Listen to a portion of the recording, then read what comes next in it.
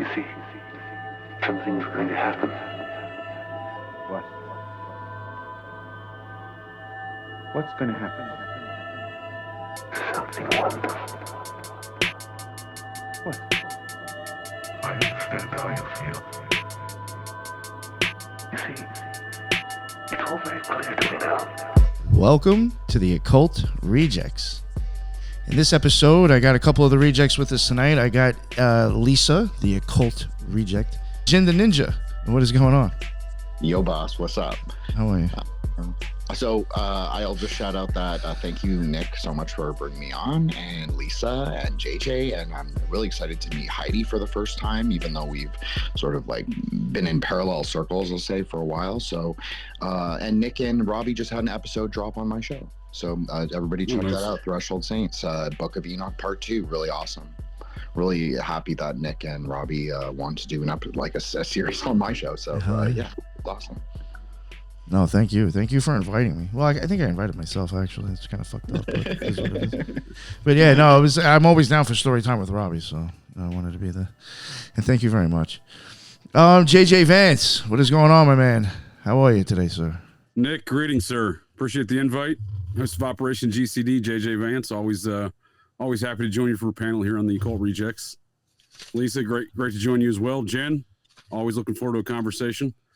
And Heidi, great to meet you. I've listened to some of your work on other podcasts. As a former Mormon myself for the first 20 years of my life, I've had a deep interest in the church and their activities for many years. In fact, Nick and I met over the topic of the occult aspects of Joseph Smith. Awesome. Yeah, that's right. Love that's it. I'm glad you joined.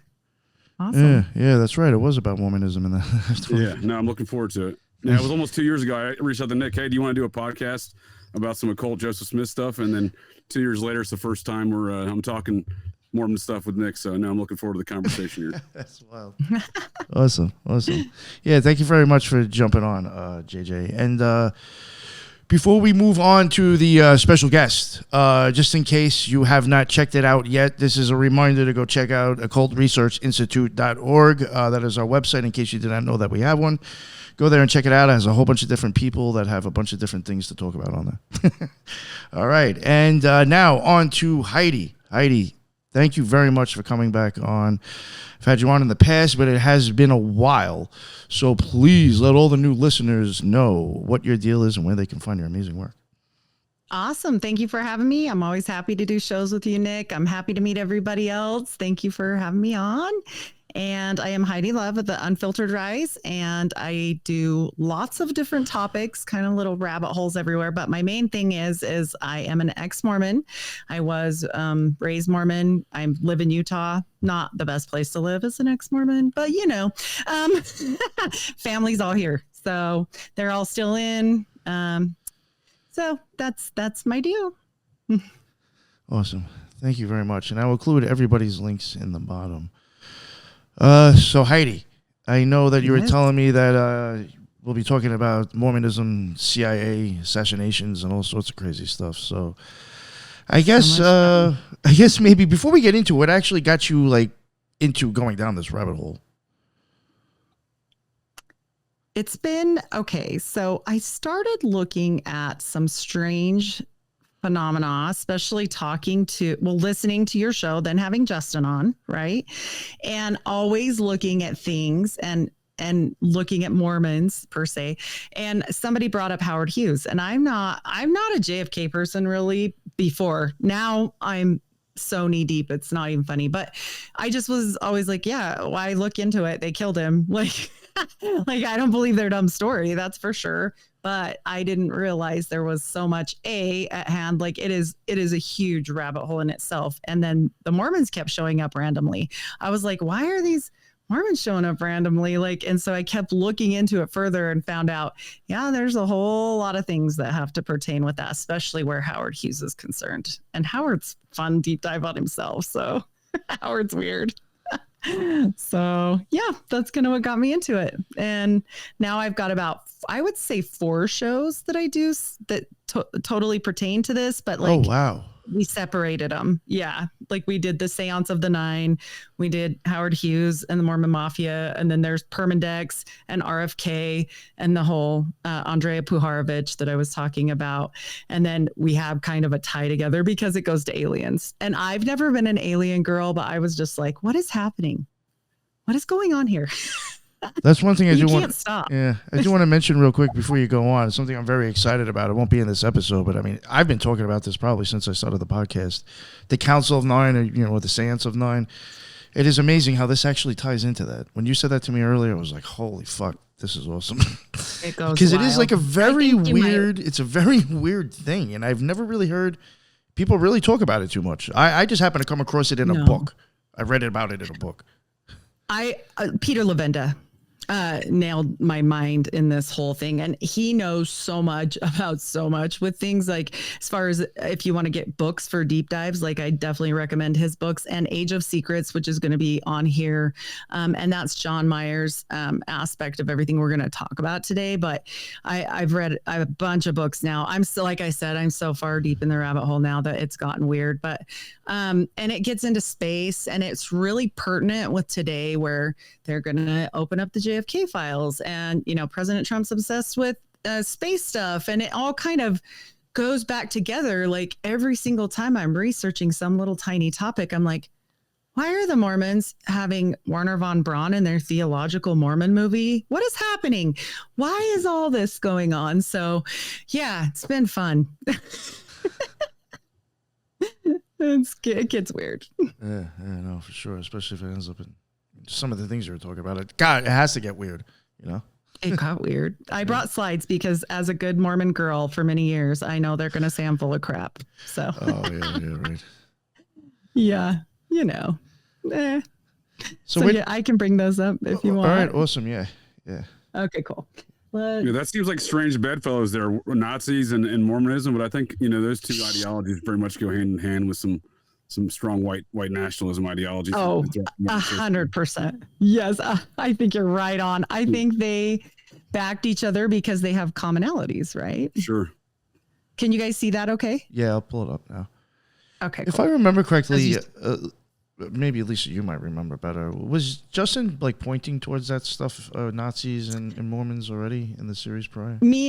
Yeah, I think Justin kind of talked a little bit about it in the Rotary Club episode, because when I talked to him about it, we both agree that George A. Smith, the prophet of the church at one point, he was very in the pocket of politicians, and he had his face plastered on Time magazine. And I think it was a little, hat tip to hey, I'm playing ball. He was a Rotarian.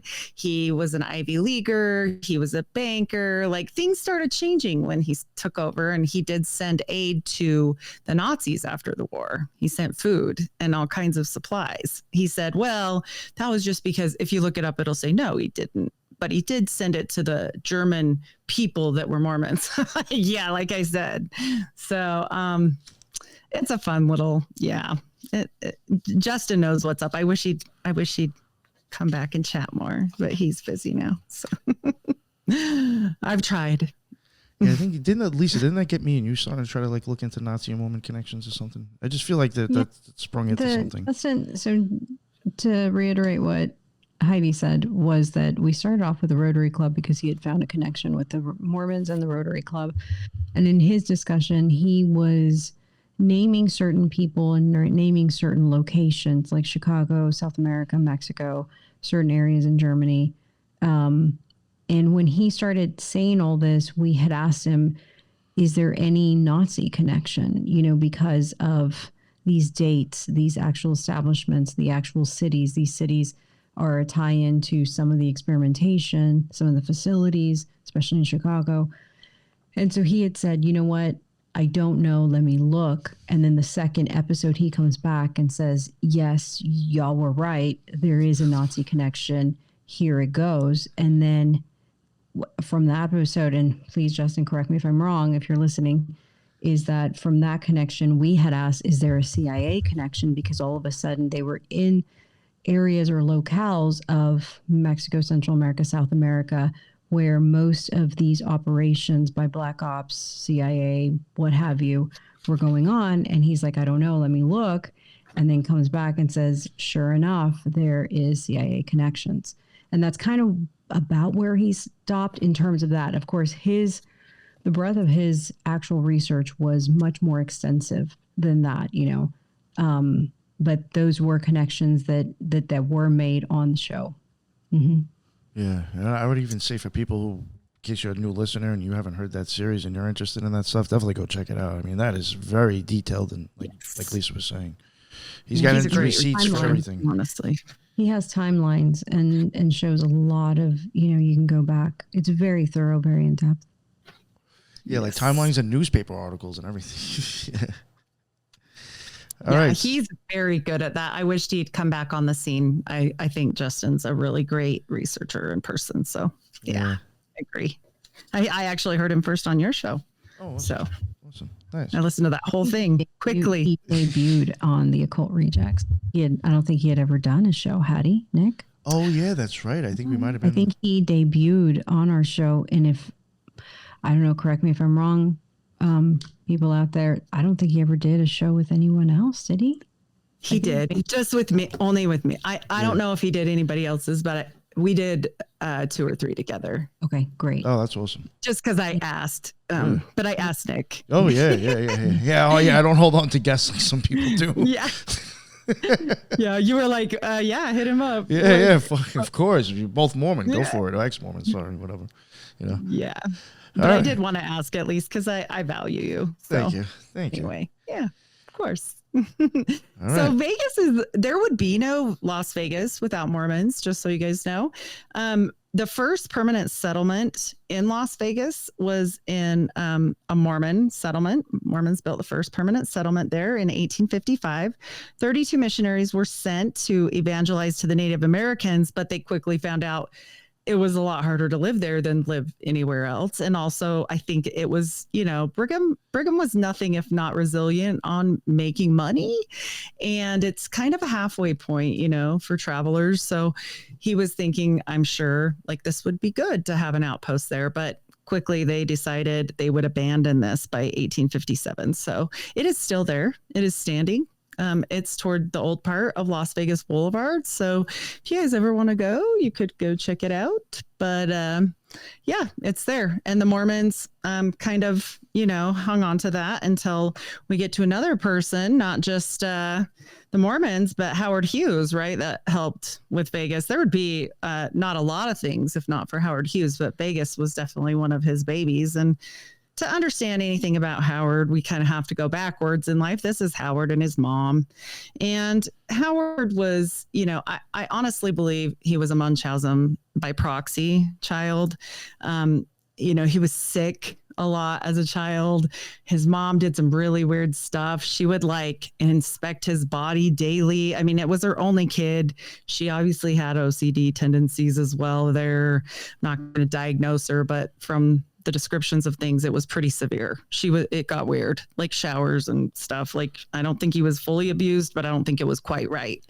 What was going on there. So it will lead to what happens to Howard in the future, which is the only reason why I bring it up. So either by genetics or by what was happening. So it definitely affected him. And then, during Howard Hughes's teenage years, a lot of people don't discuss it, but he actually was one of the first people to ever make a motorized bicycle. He has a huge IQ. I think his IQ is 158. It's higher than Elon's. I remember that because when I was looking him up, I was like, oh, but he's mad about that. Haha.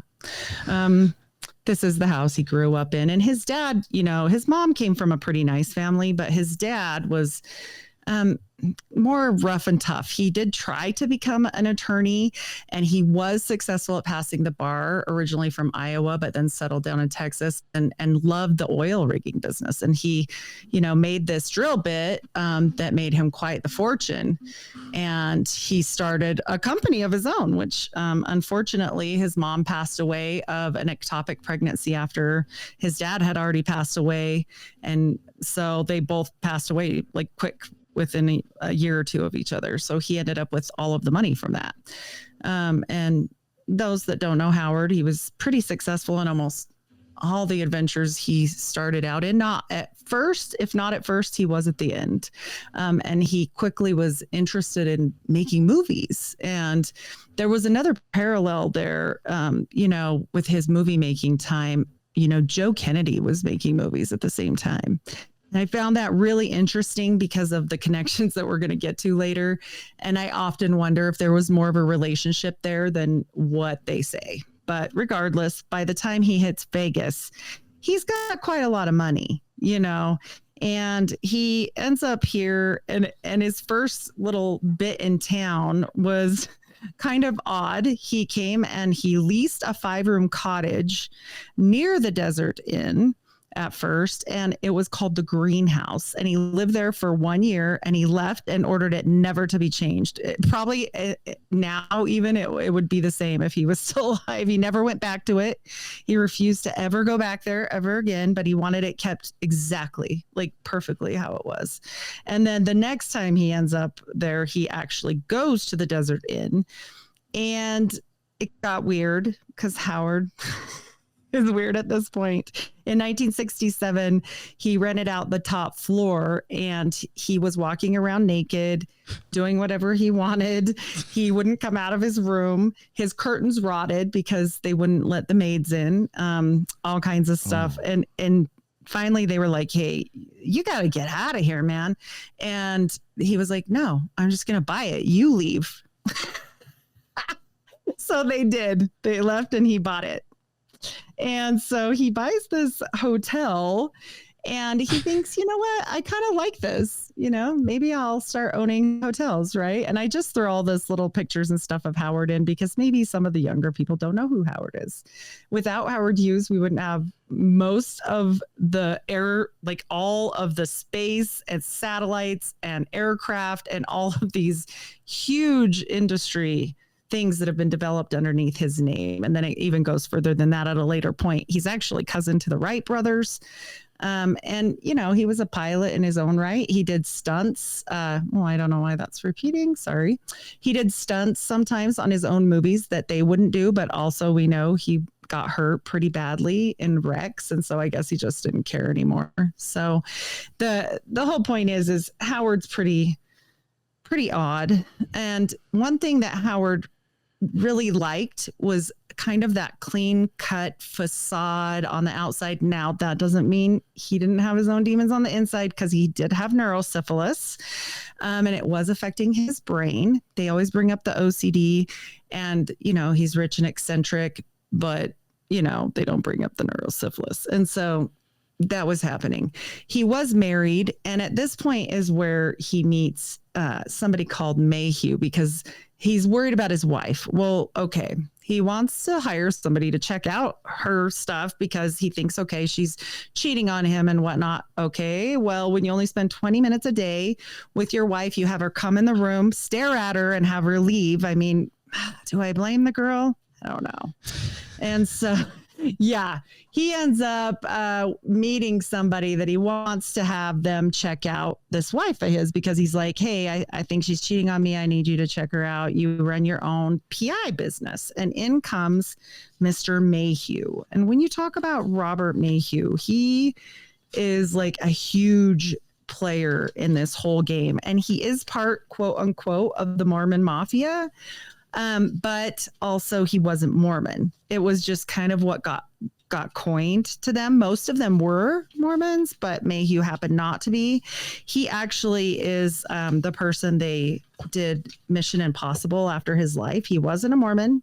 He ends up the chief executive of Nevada operations for Howard Hughes. So he just was there to do this private investigation for him, and ends up on the very top of his businesses, which often happens with Howard. And needless to say, kind of gave up on the investigation. Him and his wife get divorced, and this guy kind of pops into his life and taking charge pretty much of most of his corporations and whatnot at this point. He is a former spy. He has delivered lots of politicians, and even Nixon helped a ton on Watergate, all kinds of different stuff. He worked with Nixon in 1954 against Onassis and the King of Saudi Arabia, and we get into the Bay of Pigs, and it's a whole big thing. But he is definitely, 100% in at taking care of things, if you get my drift. And he was also in on a CIA level with the mob. Okay, so Sam Giancana, Johnny Roselli, he's a part of all this stuff. And so he has these connections because Howard wants to buy more hotels. Well, who owns them at the time? The mob, for the most part. So Bob is pretty interesting, but he doesn't like Mormons. And there's a group of people around Howard, and he is only one of the group. And it ends up being kind of a big war, I guess, internally for them. But at that point, he had the upper hand, and he is, like I said, known to have basically been part of like helping with the Bay of Pigs. And like 1941, he was hired by the FBI for the Committee of Intelligence. He's a Nazi sympathizer. This guy's all over the place. So, I mean, when we're talking about shady people, he's definitely one. The next person that helps him with the hotel thing, because this gets him foot in the door to the mob. But what are you going to do to finance it? Well, okay, he had money, but he knew he wanted many of these things. And so he did want to get involved in banking in the area. So in comes the Mormons. This is how the Mormons start. So E. Perry Thomas, he's a critical player here. He is a Mormon, Latter-day Saint, full blown, and he made sure that he did not give Mr. Hughes any hard times when it comes to, I don't want my fingerprints done, I don't want this done, I don't want that done, I don't even want to meet the people. That shouldn't be a thing. But E. Perry Thomas made this happen for him, and he's actually called the Quiet Kingmaker. And he's the first banker to ever lend money to the casino operators. And he's changing the rules to kind of drive out the regular mob casino type stuff, so nobody can skim off the top anymore. And so he wants to corporatize it. And so does Howard. Howard is big behind this. He wants to clean up the act of Las Vegas, basically. And so he opened the Bank of Las Vegas. He had previously been in Salt Lake City, as good Mormons are, right? And E. Perry Thomas is interesting. You know, when you look at some of his stuff like this, Steve Wynn was financed by the Mormons. Steve Wynn was a big friend to E. Perry Thomas. So this goes into nowadays, and including George Eccles was also really involved with E. Perry Thomas. So if you've been to Utah, or if you're a Mormon, you know that name. You know, the Eccles are a big family for Mormons in Utah. And this is a quote. It says, for George Eccles was kind of my dad's godfather, said the son of E. Perry Thomas. So this guy's got his fingers all over different places, and it continues on through life. So he becomes a big part of the Mormon Mafia, and as well as Mayhew. And then we're going to get another player in the game. And this guy is, I think they get better with each one that I introduce, honestly. I think that it gets more and more fun. We'll pull this up. So this is the board that they eventually form, because there becomes many of them, and it's called Summa Board and Summa Corporation. So funny enough, the Summa Corporation, under this guy, his name's Gay. I know it's funny, but that's his name. And then also with the help of E. Perry Thomas, who is not on the board, but he's very involved, and Mayhew and all these people, they form this board to run the Summa Corporation. Do you know what Summa happens to mean for like a definition, basically? I found this interesting. I didn't know this one till today. So if you don't, it means the top. And so, you know, he does this in multiple places. Like he also names a future subsidiary that he owns, this big plot of land, Summerlin, Summa. It's like all very similar, and it's going to come into play with the Mormons. It's kind of a wordplay, but you know, they started their own too. As Justin mentioned, they built their own neighborhood called Mount Olympus. So the top, everybody's kind of referencing to being the top dog. And it's kind of one of those things with this as well. So we've got this board where now all these people that like have known Howard, he's surrounding himself. I don't know if he was feeling, you know, overly weak with his OCD starting to get worse, but he's starting to surround himself almost specifically with Mormons at this point, other than Mayhew. And Mayhew and Gay do not get along. They're not good. And this is the point, like I said, where he gets taken off his own board. And these people are basically running his companies. And there are many of them at this point. They're all underneath a shell company, of course. And we'll get into that. But he's got like Hughes Air West, Hughes Sports, Hughes Helicopters, Hughes Aircraft. He's got the Sands Hotel, the Frontier, Landmark, Castaways, Hotel Co., Desert Inn, Silver Slipper Casino, Hughes Nevada Mining, General American Oil. That's just a couple. So he's really got a lot, and he's going to form another company here soon to kind of try and help with his taxes. But these people become critical in his life. And when we talk about the gays, I find it funny because before we rolled, JJ was saying, yeah, one guy we're going to talk about in a minute kind of slipped out of it. Well, so did this guy. And Gay is one of, I think, the least talked about people. He's passed away now, but he was just like an errand boy. He shows up on the scene and he's this errand boy. And then all of a sudden he's running the company. That doesn't even seem like correct, but that's what happens. And he transformed the Hughes basically into a Mormon corporation. He started hiring almost exclusively Mormons. He took over all the operations that were in Silicon Valley, all kinds of stuff. So he's big deal later and even to this day. In fact, if you guys watch Desperate Housewives, Heather Gay is his daughter-in-law. So this doesn't go away. And these people are worth a lot of money even to this day. And these were one of the people that, like I said, were able to kind of walk away and just take the money and run, right? Are you guys seeing all these slides okay? Yep. Okay, cool. Sorry, I just want to make sure because I can't see.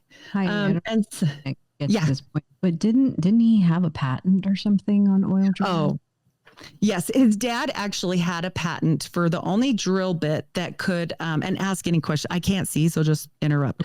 Okay. But he had the only patent for a drill bit that could bust through rock so that they could deep oil drill. And so it changed the whole like dynamic of mining basically. Yeah. And it was funny because his dad actually was really smart. He also went to Rice and he was engineer mind as well, even though he ended up being an attorney. But he took this and went like to a bar. He had like some guy meet him there and he like took his idea and paid him $150 and made a lot of money off of it. I think 55 billion is what they said. So when it went to Howard, and I mean, that's an astronomical amount of money back then, you know? And so Howard's got all this money. He can do whatever he wants. He's super smart. He can just, you know, kind of run the world with it. And he definitely did. But he was definitely infiltrated with people all along the way that he trusted. And it turns into a big problem for him. So like I said, it you know, Gay ends up running the show. And let me show a picture of Gay just so you guys know what he looks like. This is him. He's passed away, like I said. He actually ran that. He ended up, after Howard passed away, taking over Howard Hughes Medical Institute, which is what he formed. They formed this to basically get out of taxes free. And Nixon was the one that pushed it through. The IRS said, no, you can't do that. You can't put all your companies under that. We're not going to say that's okay. But, you know, they were using his companies for the helicopters, specifically for the CIA at this point.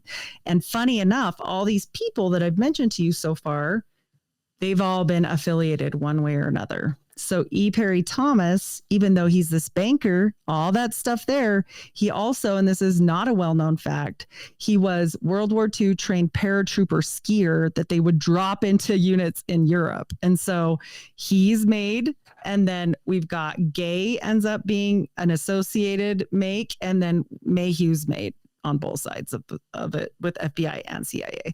So, you know, I don't know if that was on purpose or not, because Howard Hughes is sketchy in himself and, you know, he kept his mouth shut. So it's kind of interesting with that connection, because we're going to talk about that next.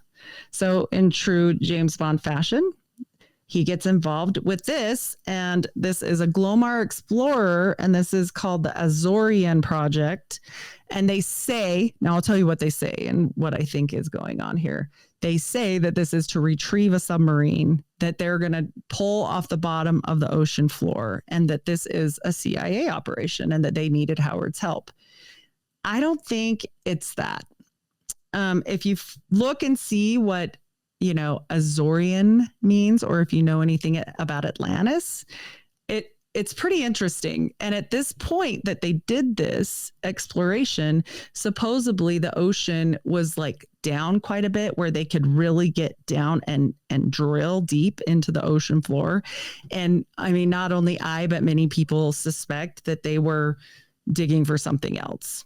And it wasn't just this retrieval mission, but that's what they say it was. Heidi, was this anywhere location to the Azores off of Portugal, Spain?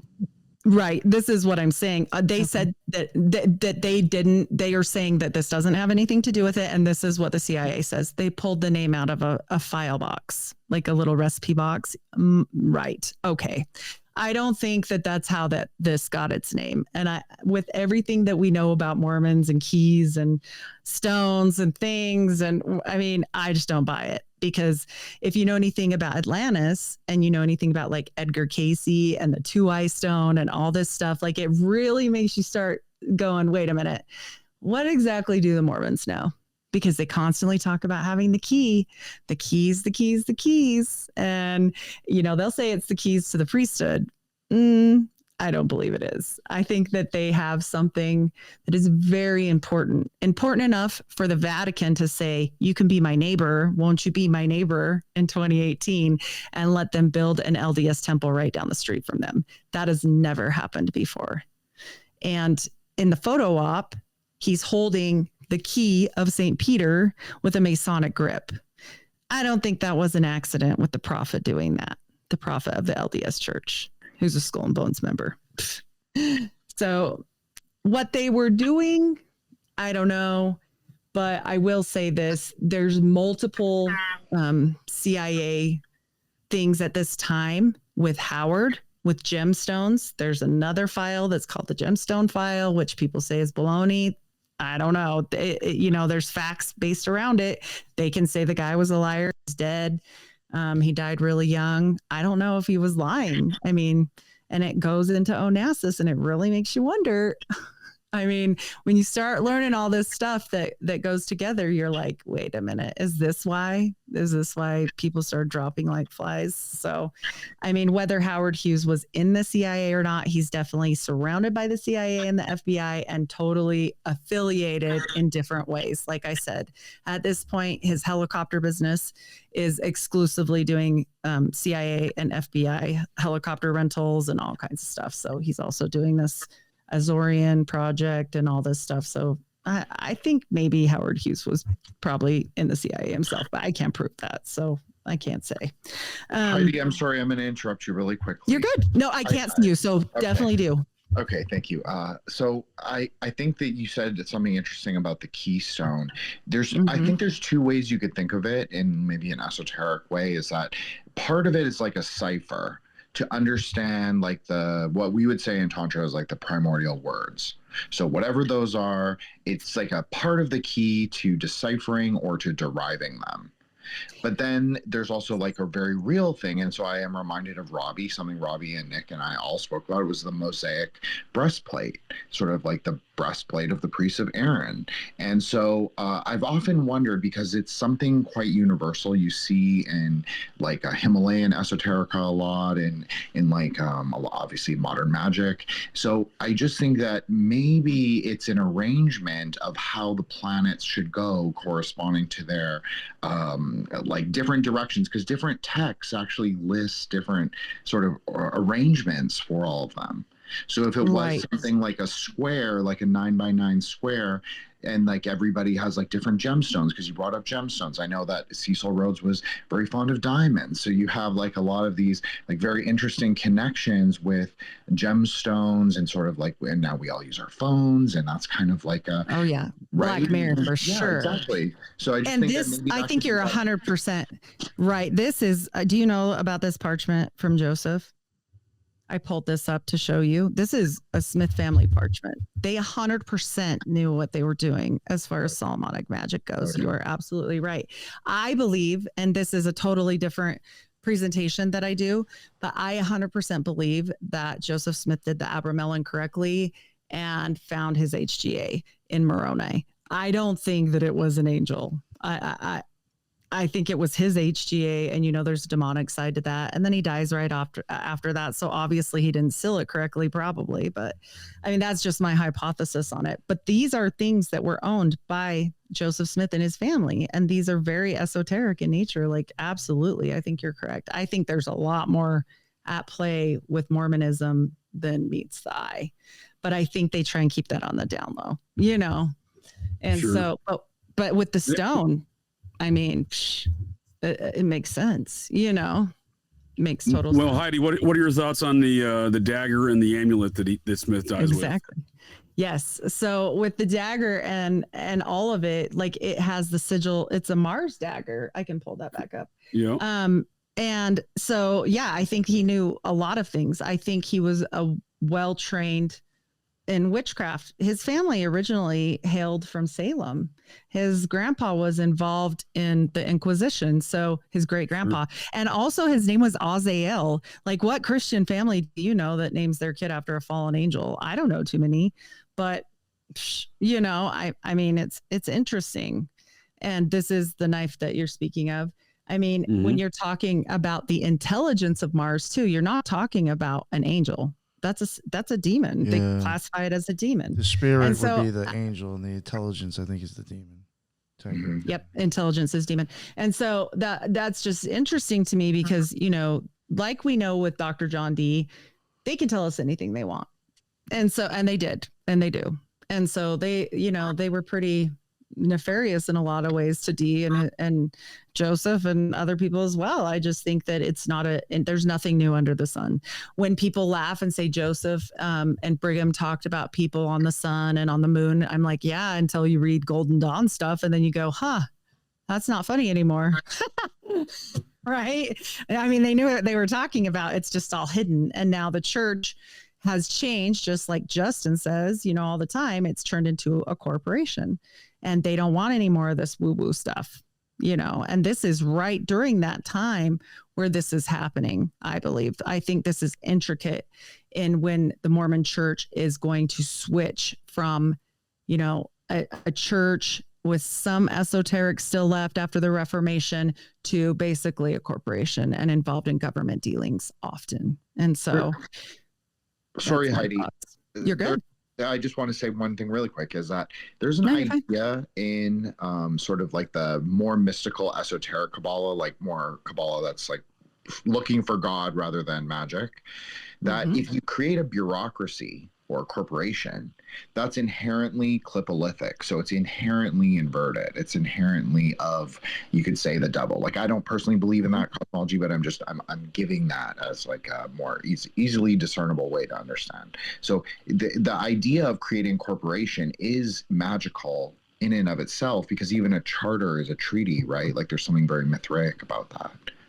Yeah. So you could say the structure, so they're taking out the esoterica, like this is something Nick often talks about, right? Like, they take out the esoterica, but the structure around everybody, this corporate structure, you could say, is inherently magical. Just they definitely did. And I do feel like they are, I mean, the only problem that I have with magic for people is this. Even though I'm a Christian and I don't practice magic per se, like, I don't do magical spells or things. I don't tell anybody else what they can and cannot do. But I do think the Mormon church is inherently left-handed because they make people do things that they do not understand. They don't explain them, and then they harvest that energy. At least that's my opinion. So I don't think it's good at this point. Do I think it started that way? I have no idea what the real intention for that was. I don't think so.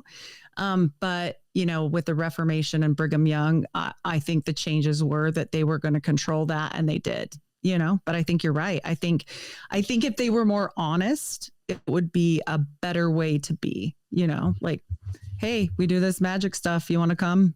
Like, sure. So do you, I think that's Heidi, fine. do you not think that they do this still today? Like even the corporate version of Mormonism? That, Oh no, they do. Oh, but yeah, they lie. okay. They lie to us. Right, right. All the goyim, right? They're members that are there just to do the services that they harness that energy, and at the top level they use it. But those people don't have any idea that they're making a difference in the ether, because that's the whole point of doing any kind of ceremony. Like, why else would people do it? Because it works, right? Sure. Maybe not all the time, but I think a fair amount of time these things work. And you know, we may not fully understand it, but I feel like that is so unfair for somebody to not know what a Mason is and be one. No, that's totally that way. Yeah, I totally agree with you there for sure. Yeah. And I think it's sad. Absolutely. I think that's sad. And the corporatization of it, I don't think changes for their esoteric side. In fact, slowly but surely they let out little by little more. You know, the prophet brought out the magic hat. I about dropped my soda. I was like, whoa, what are we doing over here? Skull and Bones guy, you know? You know, Heidi, I want to ask you, I don't remember your story completely from when you first told it. Did you get married in a Mormon church? Oh, I got married at the temple. Yes. So I see, went the whole way. When Carl was on and he said he did his marriage at the temple, he said when you started getting near the end, it was blatantly like Freemasonic. But I didn't know what a Freemason was. Well, that's see, I think it was the same thing for him. He didn't notice until after the fact. He's like, oh wait, that's what all that was. Like, I think it, you know. And I'm like, holy. And crap. they're super weird about it. And actually, I speculate. Not just Masonry, but okay, this is my theory. Now I do a show on this. I've done a show on this and I've done a really deep dive on it. I truly believe there was more than Masonry involved with Joseph Smith. I believe he's a Martinist. I believe he's a practicing Solomonic magic practitioner that does Freemasonry, which is what a Martinist is, because they say you can contact a spirit 2 times a year on the equinox in the spring and the fall. And when did he get the plates? He got them in the fall equinox. Mhm. I think he was summoning, and I think he was doing it purposely, because if you listen to the stories that seem ridiculous, like, oh, this toad came out and punched him in the face, right? You're like, oh my gosh, he's just crazy. That's so funny. That's the first level, right? And then you start learning things and you're like, oh, witches, familiars are toads, right? And they try to change it to a salamander, which is forged by the fire and not burned and really magical and good on the good side of things. And so I think that was set up. I think a lot of things were set up to make it look better than it was, or pregame that, because it's going to come out. I think Hoffman got screwed. Those are good points, Heidi. Heidi, what are your thoughts on the actual origin story then? I mean, as far as the chronological series of events that Joseph Smith allegedly followed to start the Mormon Church, do you find any validity in those things? I think the story that they put out is true, that the neighbors and everybody say that he dressed all in black at 3:00 in the morning and was going out and, summoning every year, and then his brother died and they dug him up. And there's a news article that I got on that. I mean, I'm like, come on. Yale has only ever sanctioned one other Skull and Bones, and it is here in Utah at the University of Utah. And they sent people here to do that. That has never been done before or since. That doesn't make any sense if these people are like, hey, I'm running for my life because I want to be a polygamist. Leave us alone. Hey, President, can we help you build the railroad? What? Sure. No, I see what you're saying there, but it's kind of the same families there, right? When you look at the Skull and Bones, you got the Tafts, right? It is. That's what I'm saying. It's all related, but people don't know this. I mean, like if you told me this 10 years, well, how long have I been out? 20 years ago, I would have been like anti-Mormon propaganda, I mean, right. Like they keep us saddled in good, but yeah, I think it was a magical system. And I think, they never tell us the little things, like when he got sick with typhoid fever, that he went to his uncle's in Salem to heal. And he was there with his uncle Jesse for a long period of time. I'm like, oh, that makes more sense. I wonder what he taught him. Or Lumen Walters, that's a whole rabbit hole, that nobody goes down. And just the fact of Lumen's name alone, Lightbringer, like, come on. Like, there's too many I didn't things, even think of that. Wow. Yeah. Right. Yeah, I've definitely... thing. Oh, go ahead. Just an esoteric presentation of what I really think. Yeah, I think it's very esoteric.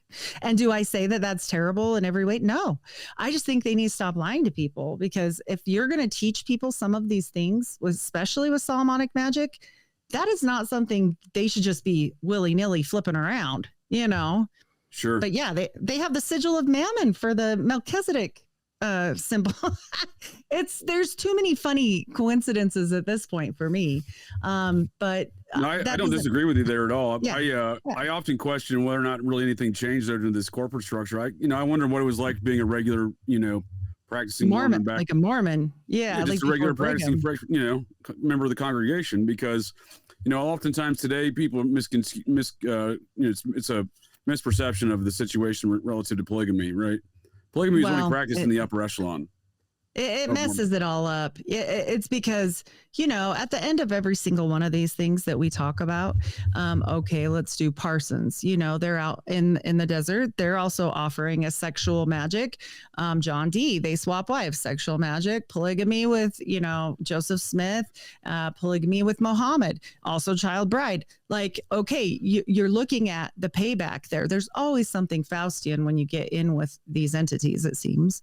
Sure. And I think relative, let me just interject real quick. Relative to the point I was getting with the polygamy was in the magic and how it made these things. In my mind, these things still go on today because they've always gone on, right? Polygamy was not practiced by the congregation. It was practiced by the upper echelon. It was, the guy's name is skipping my mind at the moment. He was the mayor of Nauvoo. He got ousted in the general in charge of the militia, and Smith ousted him, and he's the one who whistle blew on the polygamy. But it wasn't only being, it was very compartmentalized. I guess what I'm getting at. Obviously, it was hidden. Yeah, for sure. Yeah, you're right. Sure, yeah. Mm-hmm. Yeah. And it wasn't just polygamy, it was polyamory at that point, honestly. Like, they want to label it as polygamy. And I'm like, I don't know. Right. And then you start looking at the Oneida, cult sex, and you think about, why doesn't Joseph Smith have more kids? And then you think about the Tantra type stuff that was happening. I'm like, I mean, the more you learn, the more you know. And you're just like, oh, well, was that what was going on? Is this, you know what I mean? Like, is that why he doesn't have more kids, or is it because they own the DNA site? I don't know. But, I just think that, there's definitely two different factions. And, Justin brought up in the Quorum of the 12, there's a committee that does the political side of things that doesn't answer to anybody religious, including the prophet. So that tells you everything you need to know. The special committee, it's called like the special something committee. Right. And I'm like, okay, well, that tells you, they're not on their board either, just like Howard Hughes wasn't. So I just think that if Mormons were more honest at the top level, I think at this point they would have people beating down their doors if they were like hippy dippy woo woo astrology magic practicing in this day and age. I think people would love it. Am I going to go do that? No, it's not my thing.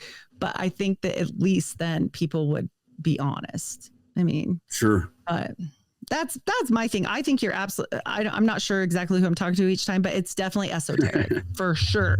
It's JJ. This is JJ. Okay. Thanks, JJ. I was going to say thank you. The Exmo, with too many Mormon questions for you that I can think of. Oh, so in regards to Freemasonry, what do you think why do you think they're still hiding that today? I mean, obviously, in my opinion, well, I have a lot of opinions about the origins of Mormonism. I've done a lot of genealogy work in town offices in the state of Vermont, where I come from, as a New Englander. Okay.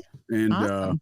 I've seen some information that suggests that people requesting or demanding not to be baptized for the dead in their last will and testament 6 years prior to Smith's alleged creation of Mormonism. But nonetheless, it seems like it grew out of the anti-Freemasonic party there in New York.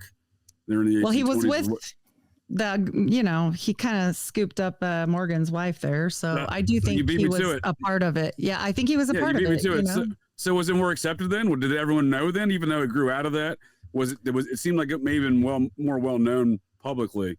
I think it was Freemasonry connection. I think it was more well known, but his specific branch, I don't think was with the Martinism. Even now, Dan Vogel gets on a kick and he's like, it was not Martinism. I'm like, the more you guys do that, the more I'm like, I'm right.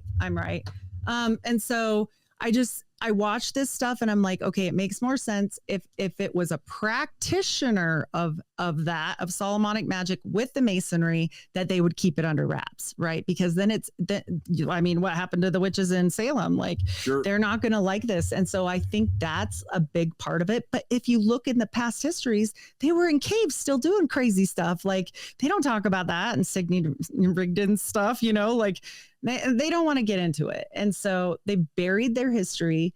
They've glossed it over with a shiny coat of paint. And now they're just like all CIA people. I'm like, that's weird, but that doesn't seem like how it started. You know, I mean, we can read, they say he was a dumb farm boy, but yet, okay, you can't write English, but now you're studying to write Hebrew. Okay, sure.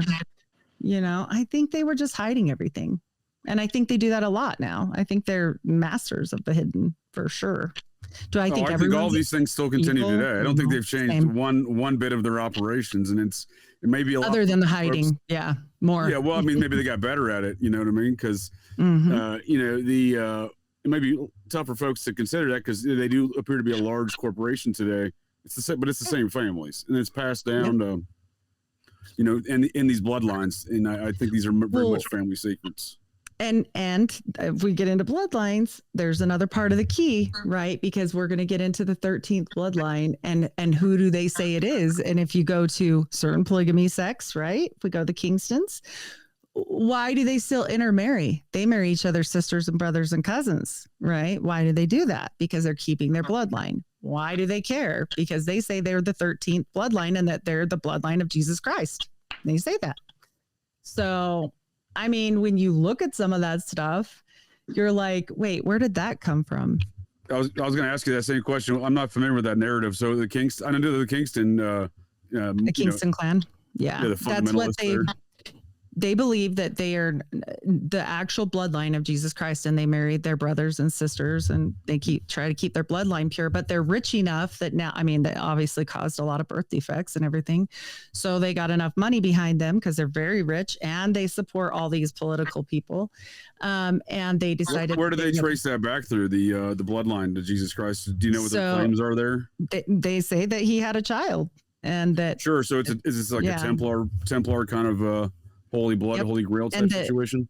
Exactly. And that Joseph Smith was half tribe of Manasseh, half tribe of what's the one? Ephraim, and that he was the perfect specimen to bring the two back together. That's what they say. So I'm like, oh, that's weird. I mean, I only know certain things that I know because my sister married Warren Jeff's nephew. So. Oh, okay. Nice. So they're divorced now, but he's great. Okay. Hi, Isaac. I was actually down the street from the Warren Jeffs compound completely inadvertently. It was a Goodfellow Air Force Base the day it got raided, in the compound's about an hour from there. His kids were there. Yeah, his kids. He was trying to get his kids at that point because they weren't.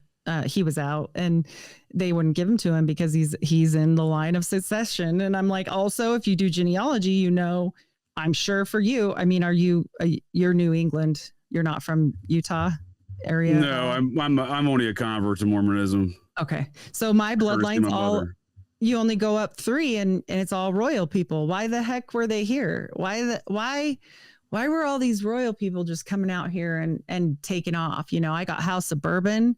I got who else? With Marie Antoinette and the Orleans. I'm like, why did my great grandpa just make a town in South Africa and then decide to renounce the throne and come out here and be a weird Mormon and poor, you know?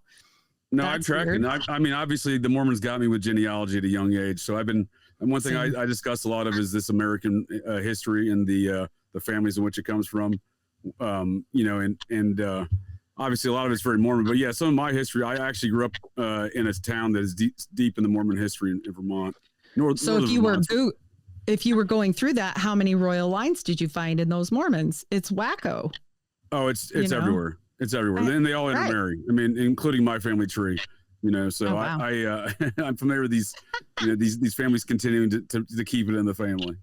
Well, yeah, and you know, some of them still continuing to try and keep it in the family, which is, you know, Utah should have done something about that, but Sorry, Heidi, I'm going to jump in. This is Jen. That's okay. I had to take a drink. So I understood instantly when you said the sex magic and tantra, why Nick brought me on for this episode. Yes, he didn't know, but I'm glad you're here. But we went so on a we actually don't do that in tantra, and I've what people think sex magic or what we would call karma mudra is very different than the real thing. I've spoken a lot about it with Nick and Lisa and like how it can be very conceptual. Say it Faustian. Yeah, maybe I should say it's totally okay. I just want to differentiate myself from I don't blame you. Yes, yeah. But I think your idea on the Martinism and that he was contacting his high guardian angel is probably one of the more interesting ideas on like his history that I've heard, simply because like I can accept that. Like if he's a magician, I can totally accept that. And I wish they'd stop hiding it. And this is the thing, like even we can shelf this and I can show you guys some things in my other or we can come back, or I don't know how long we have, but on this one, I'll show you some things that are absolutely magical and unexplainable when you look at some stuff like this. This is Joseph Smith's cane. Well, we know not all wands are canes, or little wands. Some of them are what? Staffs, right? And this looks like a staff and it looks like a serpent and it's got an upside down cross on it right here. And if you look at all of this imagery, very Masonic. And then you go to this as the head of it, this is a serpent staff. That's what it's called. And it was Joseph Smith, but it's obscure. Can you go back a picture real quick? Yeah. And I have two more to show you that are similar. Yeah, that top part almost looked like maybe a play on like Hebrew or something else that I've seen recently. Yeah, and I'm just telling you guys, like, it doesn't make any sense with the magic part out, because that's why Mormons are so confused, because they don't really know what's happening. And if you try to tell them this stuff, you're blackpilling them and just screwing them up. But here's another one. This is the knob on this coffin, has his hair in it. They dug them up. This is real. When we get back to wands, so coffin canes, this is from them. They dug up Hiram and Joseph, took the rotted body juice wood and made coffin canes, and then cut their hair and put it in the top of those knobs. And that's why I bring pictures, because they speak 1,000 words. I'm like, wait, if you don't understand what that means, it's kind of important. So they're like a competing Masonic house, but they're not. They were kind of anti-Mason, as JJ brought up. Like they kind of started as anti-Mason, but maybe they were just a competing faction of magicians. They also sold a competing theory of reality. So even though they're like connected to this New England like skull and bones and those associations with that, they also maybe have it's always a game, right? I think that's something that you're touching on a lot, Heidi. It's like they like with Howard Hughes, he's always playing a game, like the Masonic game. Like he's always trying to get the bigger, better business. He's succeeding, but it might not just be him. It might be he's playing the numbers, he's doing a little of this, right. He's like supported by the intel. So it's like he's kind of created in a way. It's not just his like American ingenuity and spirit. It's like not only, right. Well, and think of this, like when did Joseph Smith get killed? When he started running for president. Like all of these things are important. We have to see when it starts mixing with the government and all of this stuff. Like when we're talking about these parchments or the canes or any of this, I feel like they're doing such a disservice to people by not just telling the truth. Because here's another one of those family parchments. Now you tell me what's going on, because I know, because I've researched it a whole lot. And, I'm just saying, like, this particular one is what led me to John Dee, because it's so obscure that the only other person that writes about it is John Dee, because it's a Masonic password. So, when you start looking at all this stuff and then what's on the temple itself, all the cloud stones and moonstones and pentacles and pentagrams that are upside down, by the way, I'm just like, well, stop saying you're just about this other, like, we believe in Jesus just like you. And I'm like, well, do you though? Because you call your God Elohim, and that's a plural. Sorry. And also, the very top blessing in the whole church, if you make it to the tippy top, you get it from a woman. And that just doesn't work out with their patriarchal society. So the Masons didn't like him either, because it's masonry for the whole family. So sure. No, I mean, that's a good point on the masonry. And back to what I was kind of saying before about how I think it was more generally accepted that Smith was a Mason at the time and whatnot, and there was some sort of Masonic feud. The paper there in Carthage, Illinois, the day after he was murdered in the jail there, published, the saying he was threw up the Mason's grand hailing sign of distress. Yes, he did, and said, "Is there no help for the widow's son?" That's the last words. So that's right on the front page of the paper. I think folks don't really have that context today. That I think these things were more generally accepted back then, and have only since then become more hidden. Yeah, I think they're scrubbing the current redo of the Salt Lake Temple. I bet you when they unveil it, none of the stuff will be there. Like there's the Big Dipper is on every and this is important, like in esotericism, the Big Dipper is on every single temple. However, Mormons are not allowed to study astrology. Okay, cool. You're right. What? Yeah, I mean, Joseph was extremely interested in astrology, and there's excerpts. I don't think I have it on here in his journal where he was writing astrology. He was super good at it. Like they want to say he's a dumb farm boy. Get out of here! Like no way. The Big Dipper is really interesting. Sorry, Heidi, to interrupt you. Yeah, I just find that is incredibly interesting just because it goes along with like the series that Nick has been doing with Mario from symbolic studies on like the kind of the True North, the Hyperborean sort of like swastika system. That is Big Dipper. And I think also astrology, like I'm not a traditional astrologer, like everybody, all the rejects know this. I'm not a traditional astrologer, but I do know tantric astrology.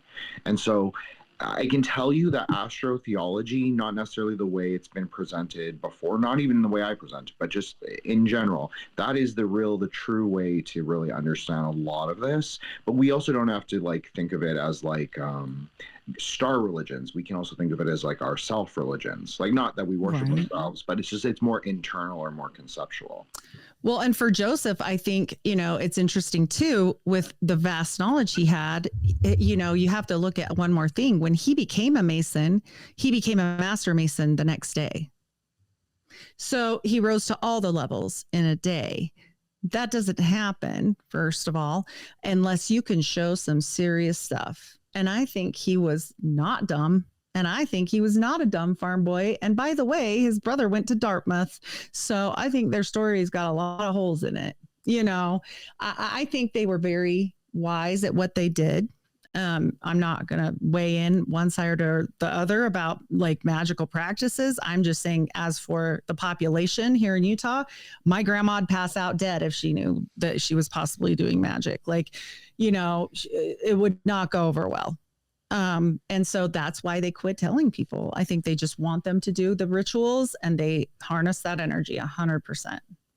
And when you look at the spires, and there's 6 of them, it's really reminiscent of some other things. And I'm just like, well, I just feel like that's really unfair to people when you use them like cattle, and I'll never shut up until the Mormon Church comes clean on their stuff and stops doing that, because that's not right. That's not right to do to people, So, Heidi, like you said, Heidi, I was gonna interrupt you because I know we're getting near the end. And I wanted to insert this, and it's kind of a little bit of a tangent, but I wanted to ask you. You said Manchurian by proxy. Who was that? Howard Hughes or Joseph Smith?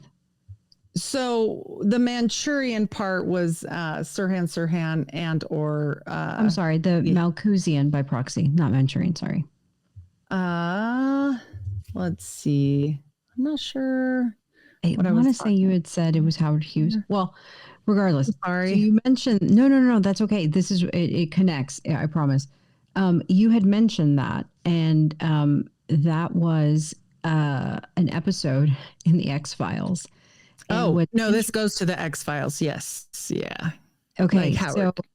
So I I hypothesize that the episode, the Kalsari, was about Howard Hughes, and that it was about a boy who was raised by the Kalsarian mystics, and the mystics come from Romania, Bulgaria area.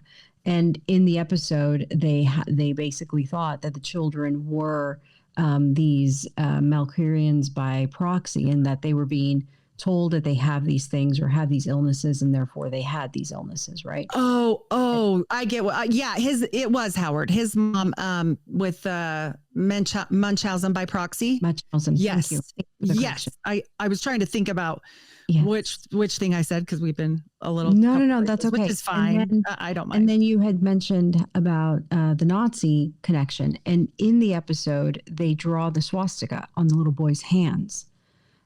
So that was another connection. And then when you look at the Kalsari mystics, I think the actual real worship is, they worship Mars.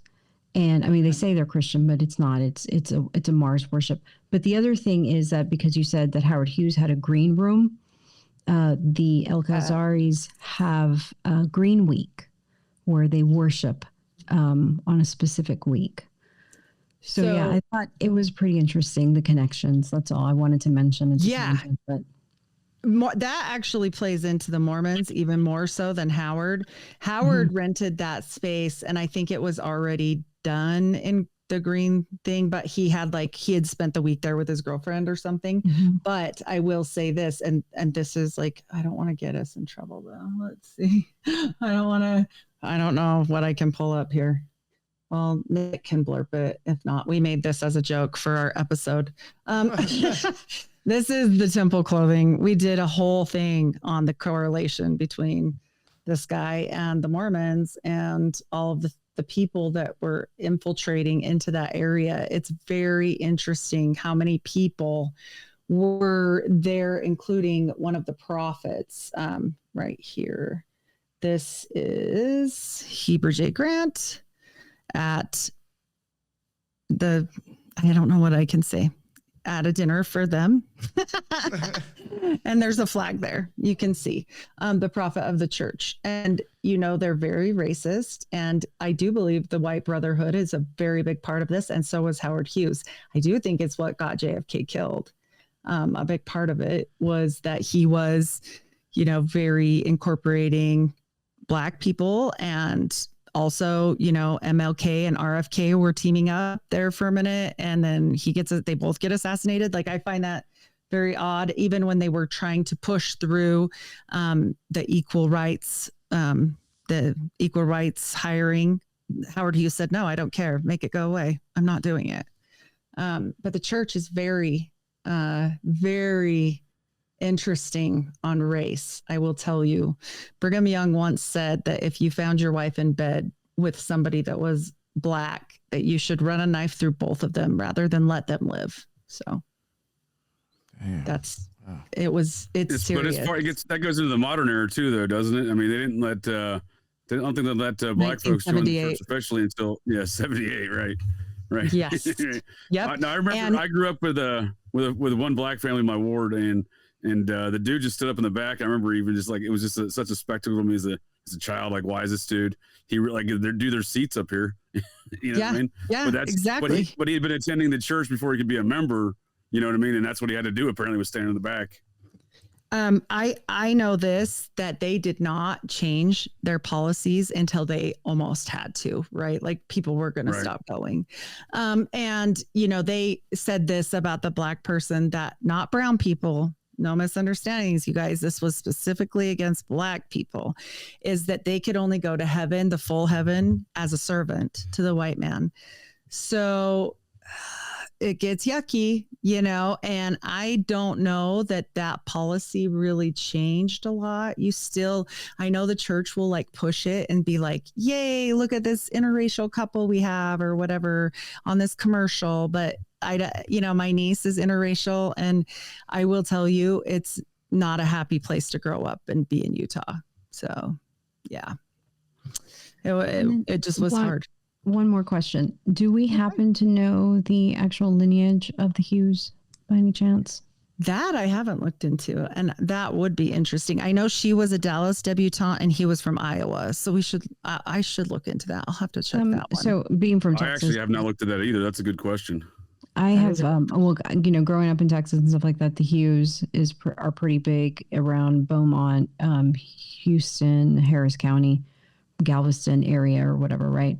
Probably because of the oil and whatnot. But I want to speculate that I had heard that there was a lot of Missouri and what's it called, Galveston, Houston connection. And the reason I say that, because I don't know if there was immigration or when it happened, but around, I believe, mid 1800s, you had a huge amount of German immigration into Galveston area, and most of them either settled in Central Texas, part of the whole oil boom area, and then a lot of them went into Missouri. I wonder. I will check into that before we meet again, because I would be interested to see where he was so weird about it. He was audibly, he did not hide it. He did not care. Right. And he was pretty unapologetic. And so I think that's going to be important, because you have to remember, like, everybody we're putting together in this little picture, eventually, when we get to the point where we get towards the end, it'll all make sense why they aligned, right? Including the Mormon Church, because they are bedfellows with people that are similar to them. And that's going to be an easy sell, and they're also, it shows their allegiance with, if JFK stayed in, things would have been more integrated more rapidly, whereas Nixon was not about that. And that is why Howard Hughes made sure to own him, and he paid him through his brother, allegedly. So, we get into these things, and he had many politicians in his pocket. He gave him a loan that he didn't have to pay back. So I don't know that that's a loan. I mean, and when we're talking about even the banker, how did the banker get the money? He tapped the Teamsters Union fund. What? Well, why is this white collar guy doing that? He was the first one to ever do it, ever.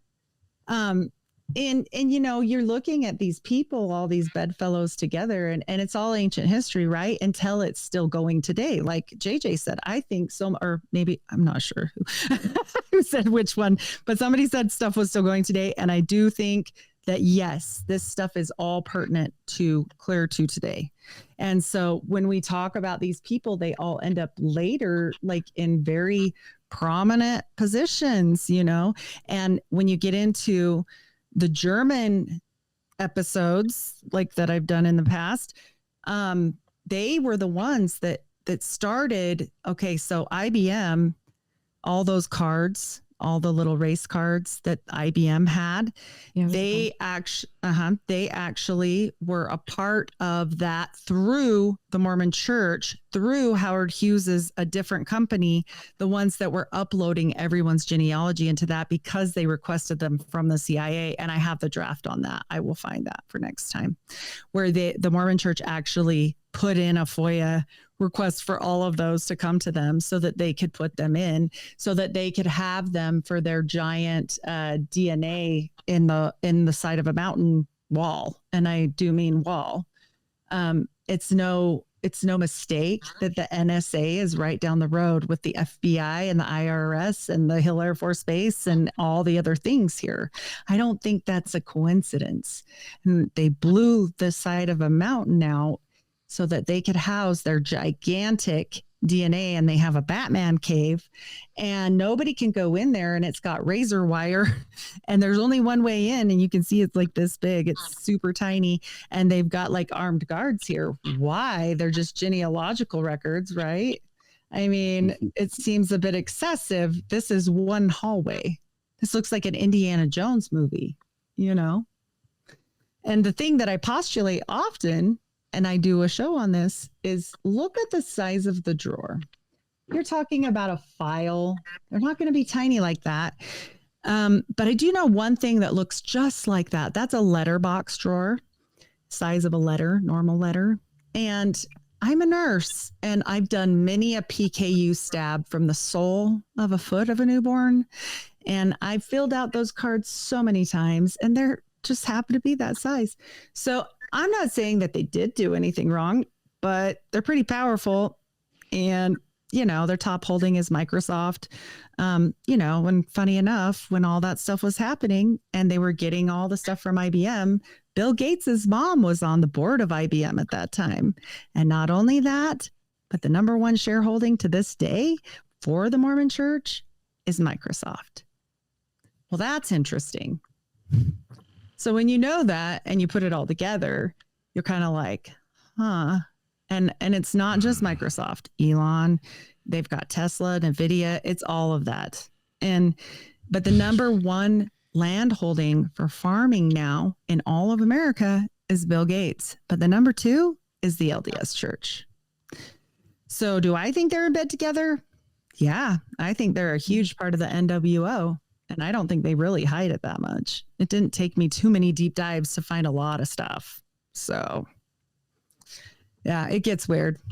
And, you know, when they get into X-Files and everything, that comes up. Tesla comes up. Vanover Bush comes up on here. Like all kinds of weird areas where, you know, you're talking about people that handled those files in real life, like not the movie, you know.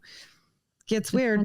It's funny you mentioned Vannevar Bush because they say there's no connection, but he was very, very heavily involved in the Philadelphia experiment. So he was the protege of Tesla, and he was the first person that they called to go in when everything happened with Tesla and he died, to go in the hotel room where he was, because they were all afraid. They thought something was going to blow up, but because he was the protege of Tesla, then that's why they sent him. And I mean, you know, that gets into, you know, our current president. And so does the JFK files, where Roy Cohn is on the board of Permindex. And it's this big, giant circle where it's literally the Ouroboros. Like, I was like, oh my gosh. Yeah, it's all of them. And I think that just, it's so weird that everybody just kind of goes, I don't want to deal with that. Because it is weird, you know, but I think the Mormons are the nicest people ever. And that gives them kind of I'm going to push stop sharing on this so we can talk. It kind of gives them the ability to sneak around, just like we talked about Bob Bennett. It gave him the ability to sneak through because he's so nice. Right? They teach them like MK Ultra talkie talk. Like, it's weird if you've ever heard their speeches or listened to, you know, the Mormons talk at church. It's sing-song. It's very programming. And so I think that it all fits together. I think that, you know, it makes sense. And then when you tell people, no, I think the Mormons are behind it too, not just the one word we won't say, you know, we'll say Khazars, okay. Khazarians. Yeah. We'll go that route. Yeah. Not going to say that one. And so, you know, I don't think it's just them. I think that they're just the only ones out front, you know, and the Mormons slip behind that too. Yeah. They had at least 100. They had at least one slush fund with $120 billion in it, but I question that's the only one. Oh, I bet there's so many. And when you get into people, like every time you turn around, like Elon Musk, his number one money man is Jared Birchall. And where did they meet? Digging tunnels at the Boring Company. Like, all of this goes so far that I'm like, whoa, what is happening? And where did they just dig a big tunnel at? In Las Vegas. And why? So that the Teslas can go in it and go underneath the traffic. My eye. They did not do it for that reason. They're looking for stuff. No way. Sure. No way. That's my opinion. Sorry, I just want to say something that Lisa brought up that you had brought up, Heidi, is that the idea of the Mars worship, but there's like the kind of like the Elohim, like that's a name for the hosts of Jupiter. So that's so interesting because there's Mars and Jupiter should always be in dialectical relationship with each other. They should always be in synthesis and balance. That's kind of the idea. And so so the Jupiter talisman was in Joseph Smith's pocket when he died. I saw from the picture, but then he also had the knife of Mars. So I thought that's so interesting. So clearly you could use this early system of Mormonism as like a real magical methodology to like do stuff, not just like, it's not just LARP at it. But do you think, Heidi, that that it has degraded? Because my theory is that magical ideas they're more in the world. People talk about them much more openly, but then also like a lot of the real knowledge, like the real skill, it doesn't take even that much skill, but just even the real knowledge of how to do it is like much more degraded than it used to be. I think with the Mormons, I think it's just like JJ said, I think it's for the elite. I think that they don't share this stuff with the peons of the church that ended up supporting them. They support them. They're the ones that get, and I know Justin and I talked about this a lot. What do they do when you first meet a Mormon? And me and Justin talked about this. He's like, okay, explain the magic part to me, because he didn't really know. And we spent a lot of time on the phone. And I said, what's the first thing the Mormons do when they talk to you? They give you something free. Okay, it's a book, but what color is it? It's blue. And if you know anything about all this stuff, it makes sense. And then what happens if you know the process of that? They get something tenfold back, because you get 10% on tithing. It makes 100% sense when you know the reason why. But it took me 2 years to figure all that out. So, I mean, a normal person isn't going to spend their time every single day, like 8 hours a day, trying to figure stuff out. They're just not going to do that. And so I think a lot of it's degraded for that simple reason. They're hiding it. They don't want to seem out there or weird, but yet they're all in these secret societies.